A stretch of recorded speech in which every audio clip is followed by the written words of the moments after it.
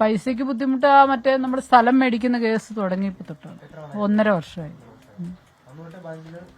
പൈസ ബുദ്ധിമുട്ടാണ്, അന്ന് തൊട്ടേ പ്രശ്നമായിരുന്നു. നേരത്തെ അതിനു മുമ്പ് ഒരു പ്രശ്നം ഉണ്ടായിട്ടില്ല, കൃത്യമായിട്ടും പലിശയും തന്നുകൊണ്ടിരുന്നു. CPM-ന്റെ ഭരണസമിതി വന്ന പിന്നെ പ്രശ്നം തുടങ്ങിയത്.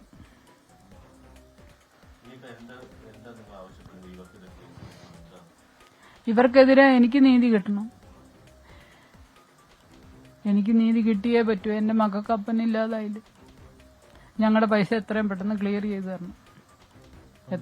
സാബു തന്നെ എഴുതി വെച്ചിട്ടുണ്ട് ഈ ബാങ്ക് സെക്രട്ടറി റെജി, അതുപോലെ ബാങ്കിലെ ജീവനക്കാരായ 2 പേരുടെ പേര്.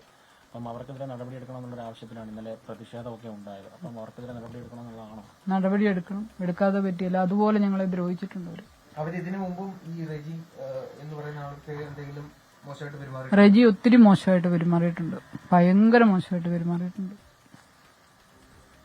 നിങ്ങൾ 2 പേരും ഒരുമിച്ചായിരുന്നു ബാങ്കിൽ പൊക്കോണ്ടിരുന്നത്. ഈ സമയത്ത് ഞങ്ങൾ ഒന്നിച്ചു പോവുകയല്ല, ഞങ്ങൾ കടയുള്ളത് കൊണ്ട് ഞാൻ ആദ്യം പോകും.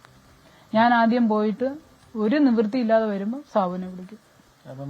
അപ്പം ഞങ്ങൾ 2 പേരും കൂടെ അവിടെ റിക്വസ്റ്റ് ചെയ്ത് ഒത്തിരിയും ബഹളം ഉണ്ടാക്കിയിട്ടുണ്ട്. കാരണം നമുക്ക് നമ്മുടെ പൈസ കിട്ടണമല്ലോ, കാരണം പല ആവശ്യങ്ങളില്ലേ, എങ്ങനെയാലും തന്നേ പറ്റുള്ളൂ എന്ന് പറഞ്ഞ് ഞങ്ങൾ പല പ്രാവശ്യം ചെന്നിട്ടുണ്ട്.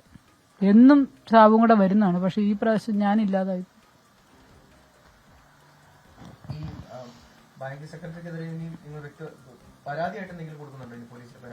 അങ്ങനെ പരാതി കൊടുക്കുന്നില്ല.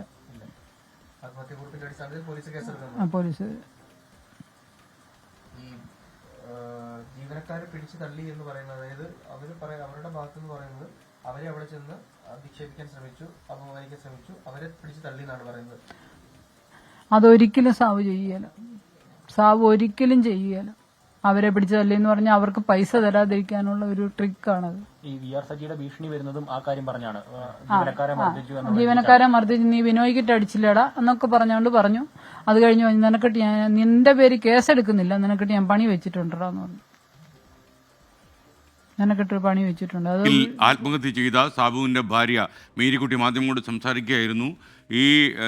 ഈ സംഘത്തിന്റെ ആളുകളിൽ നിന്നും അതുപോലെ പാർട്ടി പ്രവർത്തകരിൽ നിന്നൊക്കെ തന്നെ ഒരുപാട് പീഡനങ്ങൾ ഏറ്റുവാങ്ങിയെന്നാണ് അവർ ഈ മാധ്യമപ്രവർത്തകരോട് പറയുന്നത്.